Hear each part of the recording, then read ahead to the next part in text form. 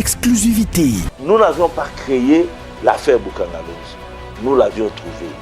Notre tort, peut-être, c'est d'avoir donné plus de détails. Donc, il n'y a pas un problème personnel et il n'y en aura pas. Il n'y en aura jamais. Nous avions dit qu'il faut changer de stratégie. Au lieu de venir contrôler, arrêter les gens et ne pas récupérer ce qu'on peut récupérer, on instaure la patrouille financière qui en réalité est le contrôle concomitant. C'est-à-dire la patrouille financière, c'est une opération de contrôle qui se fait au même moment que les personnes sont en train de gérer. Nous militons efficacement pour qu'on puisse réformer les immunités. Les immunités doivent être là, mais ça doit être bien défini pour permettre aux personnes qui ont détourné que ces personnes-là puissent être interpellées par la justice.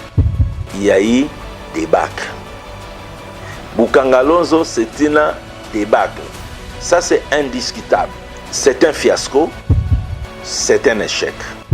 J'avais pris l'engagement de lutter sévèrement ou de lutter vigoureusement contre les antivaleurs dans les finances publiques, à savoir les détournements, les deniers publics, les malversations, ainsi que les faits de corruption. Et pour y arriver, il fallait qu'à l'intérieur de l'inspection générale des finances, que je puisse avoir des inspecteurs intègres.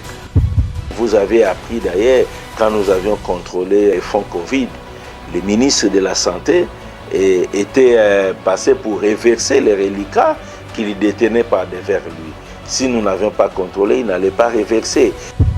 L'esprit que vous voyez dans les voleurs qui volent au marché central dans les sacs, que vous voyez dans les voleurs qui volent dans des maisons, c'est le même esprit que vous trouvez dans les voleurs qui sont gestionnaires publics, avec cravate ou à qui que ce soit. C'est le même esprit, même réaction.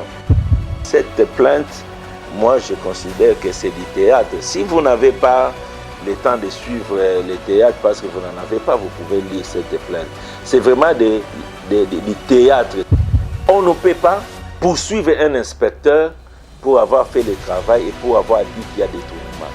Les inspecteurs des finances ne peuvent pas être poursuivis pour des faits commis dans l'exercice de leurs fonctions que après autorisation préalable, express, écrite de son Excellence, Monsieur le Président de la République, chef de l'État. Donc nous allons encore travailler davantage pour faire reculer les lignes des antivaleurs. Interview exclusive de l'inspecteur général des finances, Alinguete Jules, à lire en intégralité dans Eshima Magazine. Eshima Magazine, un nouveau standard d'information. Maïda pestela qui m'a nini na moni bat bangangi ebele a na zongi pama de bois zéro bomba na zongi o tia biso ba to sale nini mais problème eza soko za mutu Équateur mutu bandundu oza mutu akasai responsabilité langa avana banda information ezali fungano to banda ko kanisa babiloko Félix Tshisekedi akutana nango bakoka jam ya ko compliquer le gouvernement ezalaki pour être fati azongi majorité parlementaire te. Ngai na yo tokosala nini en commençant ba cadre pour que en 2023 moula no te fati chef de l'État mais to boto kutana na bereri en 2018 to bosani ba député boyete alors il faut to bana ko lukato yeba na poko alobi na kende bandundu parce que nazako zela makambo ko isama ba telinga déjà type nazo rejoindre ba CG anomaki nga coordonnateur ya batu nyonso espace grave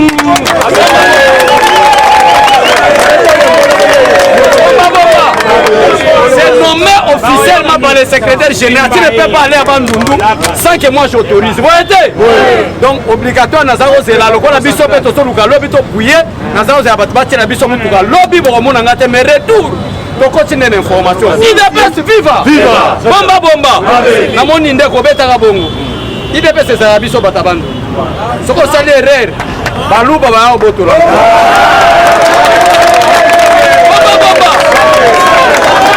IDPS viva! Yesu azalaki azalaki mutu ya Galilée nalingi na révélé bino eloko moko Yesu azalaki mutu ya Galilée badisciple ne nyonso bazali mpe bato ya nini ya Galilée évangélisation etambola na mokili te etambola te fati nome mutu nyonso osala nini olobi tribalisme biso olobi exemple Yesu Masiya bomba idps viva na ye natalisa bino boye eza na dossier ezoleka pourquoi nabandi koatake bauniversitaire bayaka kopesa biso baterme oyo tocomprendre te tanto akoya mutu amayele troika tozocomprendre troika oyebi na troika matata mpo nezasaisa nani ministre ya budget ministre ya finance ministre ya économie ministre ya portefeuille na ye moko premier ministre bazosala association de malfaiteurs comment nous allons voler l'argent mais bazobenga yango troika bakobenga ministre ya santé te bakobenga ministre éducation te gratuité kosalema ndenge ni mpo eza constitutionnel bakobenga kaka baministère ya mbongo kuna baza kaka carte ministre na premier ministre association eza ndeni tokoboma congolais na nzala biso toyiba mbongo boye te nde yango pourquoi nalobi na bauniversité parce que moto moko mayele mosu abimi ya katanga bazobenga le tonnier Claude Muyambo biso tozalaki koteka tozalaki koatake Moïse Katumbi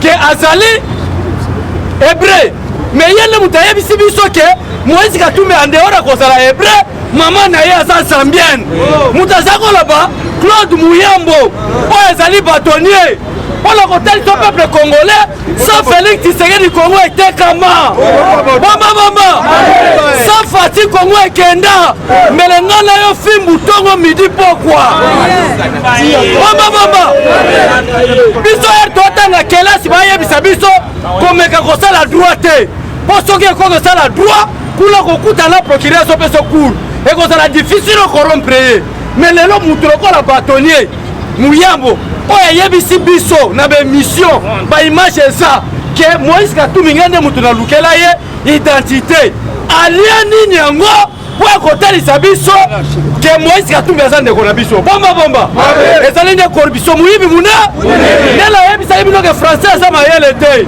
ndenge olobaki tiluba ndenge balobaka mpe français ndenge olobaki congo ndenge balobaka mpe français c'est une langue où toute personne peut parler kozala complexe ya moto ya français te yango wana koyebisa Fati bamandataire aturo baparlementaire debout boye te lingala na lingala me mosala ndebe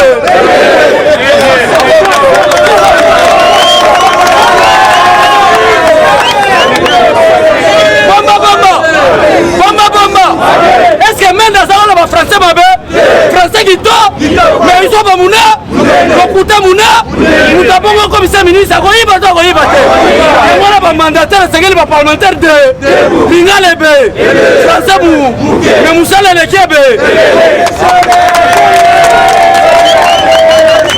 bomba parce que ata la constitution congolaise est autorisée ata badepute ke loba na langue nyonso kokoloba soko bete kikongo sala nini soki lingala sala nini soki tinuba mpe sala nini c'est une langue nation bomba donc bamanda na bango ekomi na suka pourquoi camera komi kolela oyebi nzambe asalela terme moko na bible babenga yango rise azalaka bato baza mayele babe azolea oseseme elonga mposa présence ya mystère oleki bango babengo rise parmi bapoliticien congolais Félix Tshisekedi n'est pas risé, mais Félix Tshisekedi c'est un homme honnête, intelligent et sage. Aye kokutana barisa ba kamera. Lero kamera sana bolo te. Na lingina lo bani pour la caméra. Afandi na ye. Bomba. Caméra afandi na ye. Azoko proposer à chef de l'État une réunion. Alors je fais une réunion convoquée par le président de la République. Oye kosangisa Kabila Kanambe, Martin Fayulu, nani Moïse Katumbi, Jean-Pierre Bemba, na ye moko. Azoloba pe azokosake ekozala na compte ya solidarité. Sikala nous allons quand maintenant répondre caméra. Solidarité solo tozela la caméra. Ezali apesa communiquer ndenge apesi. Alobi peuple congolais kolimbisanga parce que nazalaki directeur ya cabinet chef de l'État. Batina kilanga Kabila pour la bomba boye te abana na koloba bongo ensuite akolobake nazalaki moyibi mune mbongo nayibaki ya nazongisi mpo na solidarité na éruption volcanique boye te soki alobi yango te seke makambo oyo nyonso azoloba azaka escro mune problème na bango eza nini problème na bango baza koluka nde dialogue biso tolobi toza pour dialogue tokosala yango après 10 ans ntango tozosala 10 ans chef de l'état nde tokokende na dialogue inter-centre interdiocésaine ndenge nini chef de l'état va rester à fond est-ce que nalobi mabe bomba Kabila selo bamandat constitutionnel asalaki combien na 10 ans tokendeki ni dialogue te po toluka ndeni tokogere mboka boye te soki kamera eza na posa ya dialogue azela après 2028 tokoya kosolola ndenge nini tokobakisa Fati bamandat mosusu parce que Félix Tshisekedi n'a pas un mandat mais il a une mission bomba est-ce que Fati azala mandat azala mission moto azala mission bakontelaka bambula jour mission nekokolo asali nini alobi natikeli bino kasi nasali boye te yango na dialogue wana ekokota mpona koconfirme mission ya chef de l'état congolais boye te tala papa azali calme peuple congolais aza likolo ya constitution omoni na makambo te zela 2023 élection osalema nango mais après 2023 papa okolapa bomba ekozala mama na trouble ese nakosi biso nyonso na balabale Fati chef de olingi tosali nini après tokoya koyebisa bango toza baviolere te bino moko na article 5 ya constitution boloba ete la souveraineté de l'état appartient au peuple ko Fati wu qui vivra aboue abeso lauti kosilisa en parlant de dialogue. Pour quelle finalité, pour quelle fin et pourquoi allons-nous dialoguer? Puisque dans le dialogue, ils allaient dans la partie où ils vont dialoguer, ils allaient dans la question où ils sont sur table par lequel il faut bosser là pour dialoguer sur cela. Quel sera le sujet? Il y a dialogue inter-acteurs politiques. Et nani Oyazako proposé dialogue, un certain prisonnier. Un certain prisonnier. Ceux qui font mourir dans Zakobanga. Ceux qui malades à l'Obaki qui a belli. Mais à Monique étant malade, ils ont soutenu argument Zili. Ceux qui peuvent fixer procès le 31. Nazakobanga procès en appel. Discute avec tes avocats. Pour la colonne makambo etali volcan ezako luka misolo po ba congolais ba kufi à peu près 30 bandako etumbami na lave lelo boye lave kati e batami ekiti na ndenge ya se esali ba fissure na ba dégâts ko banda botana ba video ndenge zobima bima na bakati ya bandroit isolé nzamba bakoko nzamba fumukimbangu pa botamaki le 25 eza bongo te lelo le 26 lobi ezalaki Noël eza bongo te sikoyo kaka ndenge ezalaki lobi Noël makambo esange lave esange direction amen ebwaki mukongo na Congo lave tout droit Giseni lelo na moi ndenge tozoloba boye balabala osangisaka Giseni na Kigali ebukani o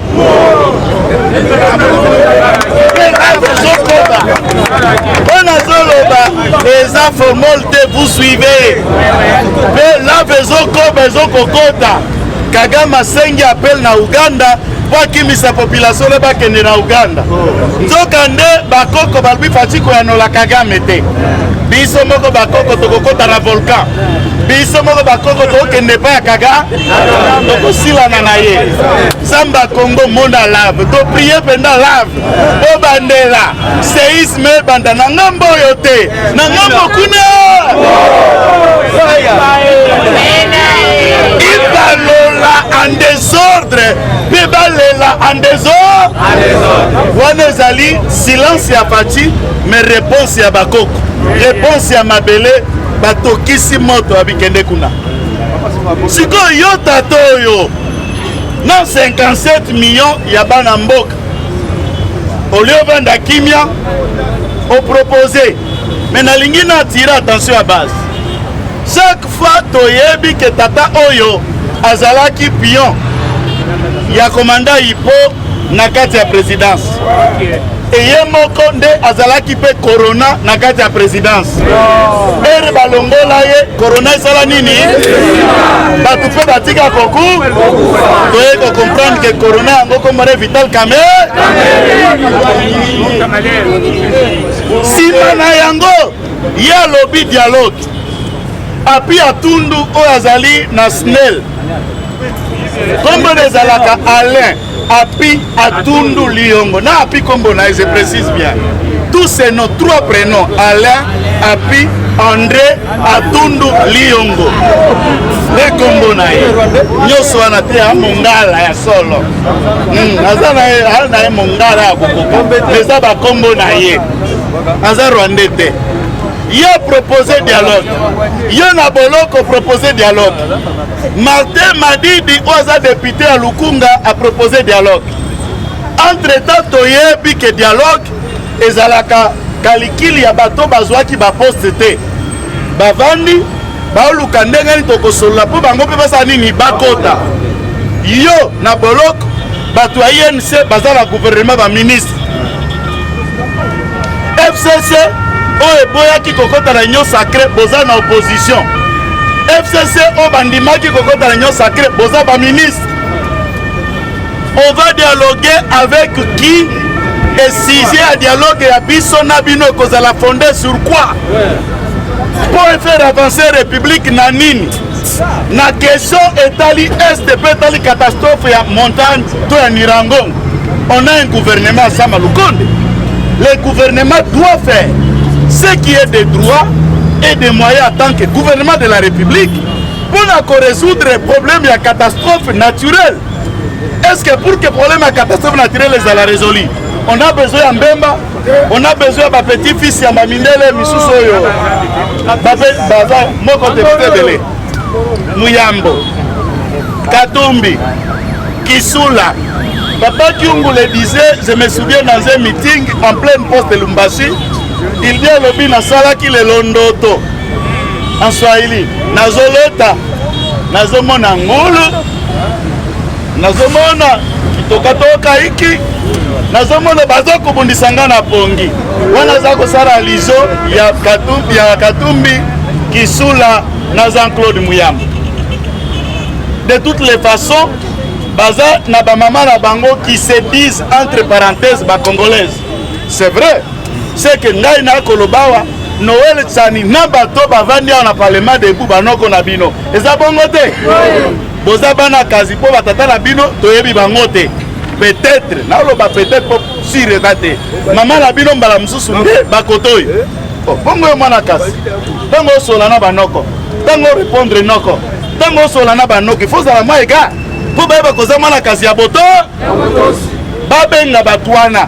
Babenga bambemba bavanda elongo po basola makambo ya volcan na cadre nini? Puisque le gouvernement de la République s'occupe na volcan ezate, nous disons avec la dernière énergie, Fati Béton ne cédait pas de dialogue. On est sur la bonne voie. Et Béton Maboko n'a pas de dialogue.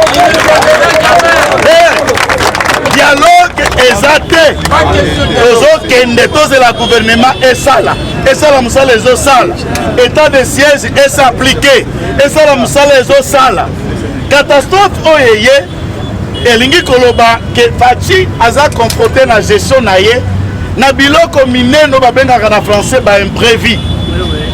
Il est élu président avant coronavirus. Une fois président na makanisa koluka tout mise en place, allez, le corona frappe le monde. Ba économie sur le monde entier à genoux. Des grandes puissances secouées, ba matière peut entrer peut sortir en devise. Pour la circuler l'économie bloquée. Là, ce n'est pas une bénédiction, mais c'était un élément massif contre ce qu'il voulait faire. On est là, on avait encore après le corona, bande, il y a Hippolyte Kanambe, Nabatunios, Obauta na Rwanda, le régime de l'occupation de 18 ans, qui était dans la politique, il y a Koluka, Kogale, Kobloqué, Kosala, pour que agir. Il fallait vaincre ce régime d'occupation et le symbole de l'usurpation caractérisé par Hippolyte Kanamba alias Joseph Kabila. Ensuite de cela, la catastrophe naturelle, il y avait des problèmes de sécurité majeurs dans la partie Est. À ce moment-là, nous disons que le président Fachi est face à un destin, il est face à des défis majeurs. Mbongo ezalaki à cause de la mobilisation pour le volcan, on doit mobiliser maintenant les fonds pour le volcan. On doit regarder ce que ça doit donner et il y a des conséquences si et seulement si. Ndenge Kitina, c'est ce qui a fait des réseaux de distribution d'eau et polluer maï, comme là, il y a risque, il y a des toxiques et créer des maladies na batunagom. Ce qui est polluer l'air, c'est-à-dire respiration à Batu, il y a risque que nous soyons face, il y a des épidémies, des catastrophes, net au Salema, na Japon, à Fukushima, na Tchernobyl. D'où on a besoin d'une assistance internationale puisque c'est une catastrophe humanitaire. Il y a des pays où on est suffisamment équipés, dans Makambo, où est une catastrophe, il y a des volcans. Et ici, le premier pays spécialisé dans ça, c'est le Japon. Azalaka sekoué na yango tout le temps. États-Unis peut même. Alors, bah universitaire na bango pour tenter à koluka ko étudier ndenge kimi na sena mabele, ndenge koti quel est le risque à venir pour notre population. Et ici, il faut saluer la stratégie et le bravoure. Il y a un gouvernement provincial militaire où ils allaient installer en complicité avec le gouvernement de la République. Quelle spontanéité pour la Patrick Mouyaya. Catastrophe et Salema. En moins d'une minute, tout le monde a noté. Il faut même des coups déjà. Le bas remplacé à Mende par 100 familles à Monani. Le bas par 100 familles. Catastrophe et Zobanda. Patrick Mouyaya a télémé à 2 minutes conférence de presse. À la hauteur, pas à quoi expliquer les événements. N'a peuple état spontanéité. 2 jours après, le gouvernement de la République a dépêché le ministre. Déjà sur pied na Goma. Quelle spontanéité à gouvernement Fachi. Comment on peut s'occuper de sa population si ce n'est pas ça? Quel cabinet va aveugle, va au Hana, va dans le mis, ne bon monde de l'autre côté. Bah il voit rien. Bah il voit rien. Vous voyez rien.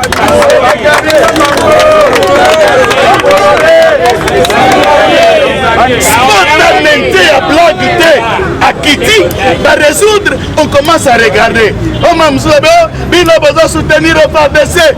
Na groupe non nous bosse Kaboyo Kango. Na groupe comme Tatini Voice. Notre caméraman qui est attendu ce voice. Il dit bino besoin soutenir le FADC. Le FADC ça le logo de. Akangi kutata volcante. Akanga la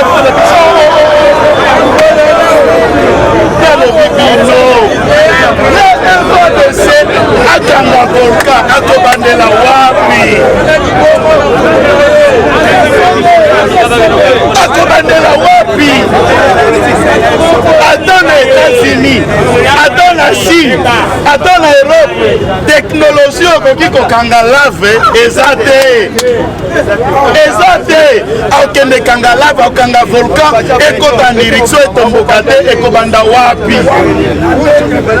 Voilà pourquoi na biloko boze la mokonzi asala alors que c'est la attribution na été et faut de ça qui kanga volcan. Alors que faut de ça il faut kanga ndé rwandais, akanga ougandais, akanga ba rebelle. Na lingina silisa puisque bande ko bazana sila. FADC azako massacrer communauté mon côté na est. Je préfère le dire en français. Le FARDC n'est pas en train d'exterminer une certaine ethnie, encore même la population civile.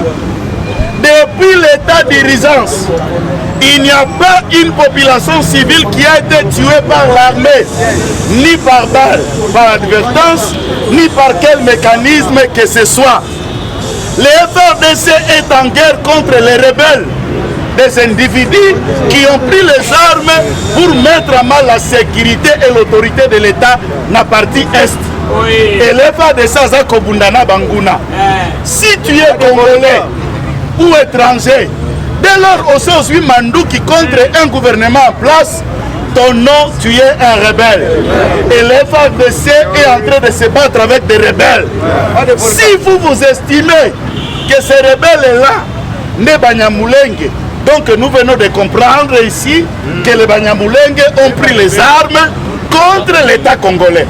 Et quelle est la raison d'existence de l'arme à Banyamulenge contre l'État congolais alors que certains sont ici à Kinshasa, sans institution, ils vivent et ils s'intègrent. Quelle est la raison?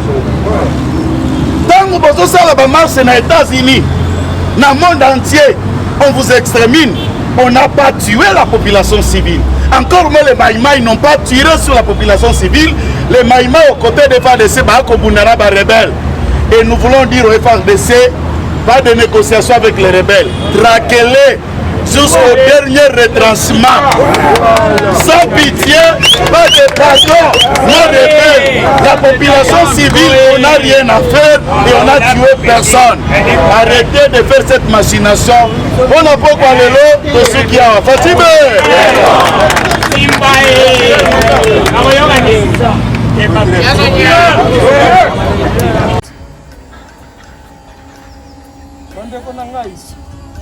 Conteneur yango ezokende le 26 mai lekokanga conteneur kokanga conteneur chaque mois donc next ekozala le 26 mai olingi otinda velo mutuka lise osi okangi biloko tu omemaka na biso benga biso comme ça toya tomema biloko totinda na Congo.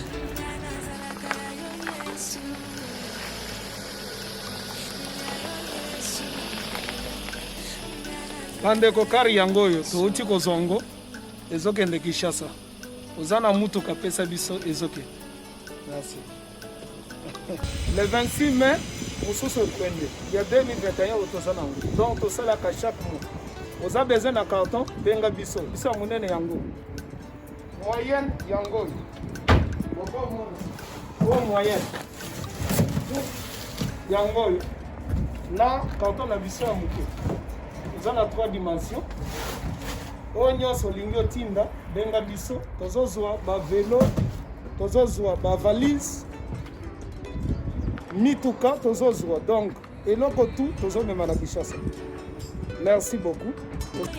Mutuka vélo salon biloko andako biloko tout tozomema donc vous hésitez que bobenga biso tozala na pona ko